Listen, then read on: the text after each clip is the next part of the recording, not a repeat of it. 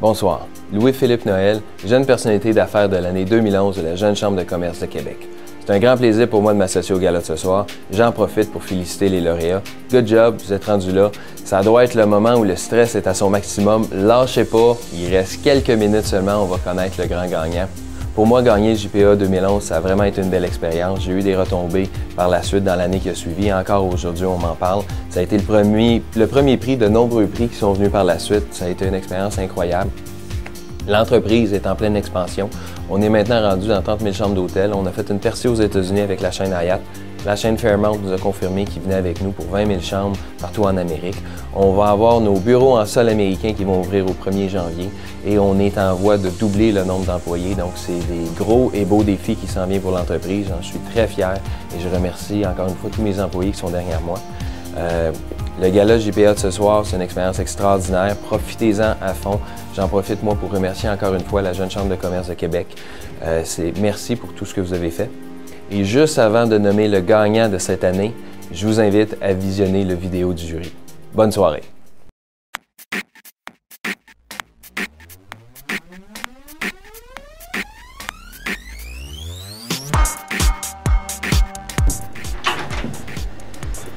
Bonjour, mister. Salut! Puis? Oh, man, c'est quelque chose. Oh, my. Ouh!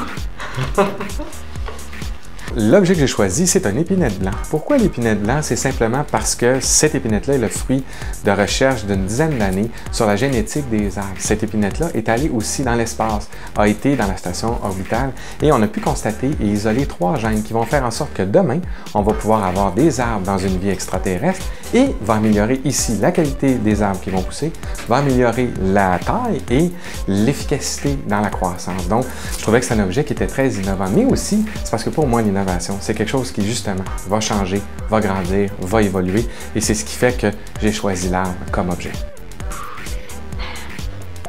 Ben, je me sens bien, j'ai réussi.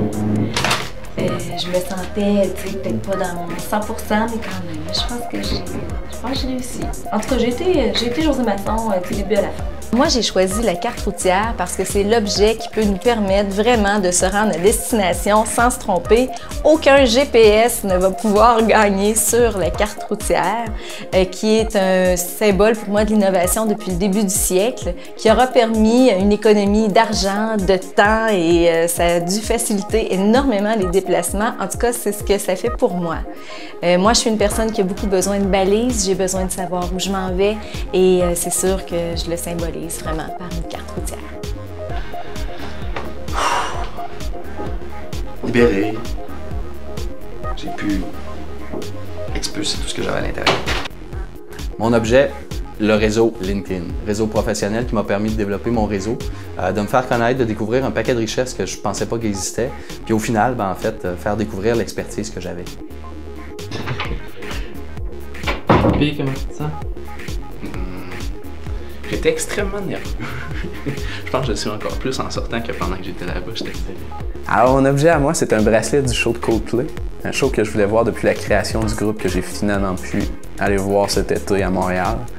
C'est un bracelet qui est contrôlé par sans fil, ce qui représente pour moi toutes les communications sans fil de ce monde, que ce soit par téléphone ou par ordinateur ou par bracelet. Ce qui a marqué dans le fond la fin de l'ère des câbles dans nos téléphones et tout ce qu'on pourrait imaginer dans l'avenir. Allô? Allô? Comment tu te sens? Ah, ça va bien. Ouais, ça s'est Ouais, bien je passé. suis bien contente. J'ai réussi à être calme. Je pense, en tout cas. L'objet que j'ai choisi pour représenter l'innovation, c'est la pagaie de carbone. Pourquoi? Parce qu'elle est l'évolution de la bonne vieille pagaie de bois. Pour une pagaie de carbone, pour nous, avec l'équipe de filles, c'est ce qui nous permet de gagner par sa légèreté, sa puissance, son innovation. Puis, comment ça s'est passé? Très bien été. Mon objet innovant, c'est une montre GPS. Ma montre me permet vraiment de savoir tout le temps où est-ce que je suis, à quelle vitesse que je vais. Donc ça, pour moi, c'est vraiment innovant. Ça me représente. Pourquoi? Parce que je suis une personne déterminée qui tente toujours de s'améliorer. Donc ça me permet vraiment de bien ajuster mes vitesses de croisière lors d'entraînement. Les questions sont assez simples. Que dire de plus? Les gens sont gentils. moi, j'ai choisi le projecteur, le Spotlight, parce que ça représente la lumière. La lumière, pour moi, c'est ce qui met en exergue les gens, les bonnes nouvelles comme les mauvaises. C'est rendu hyper techno, puis en plus, ça représente bien mon métier. Impressionnant, il y a beaucoup de monde, mais je suis super content. Moi, j'ai choisi le fil réseau pour représenter la connectivité, l'Internet. Je trouve que c'est ça qui a révolutionné le monde dans les derniers 100 ans. Tout le monde s'est rapproché, ça a permis d'échanger, puis pour moi, ça m'a simplifié ma vie. Il y en a qui voient ça négatif, toute cette connectivité-là, mais moi, je trouve ça très positif.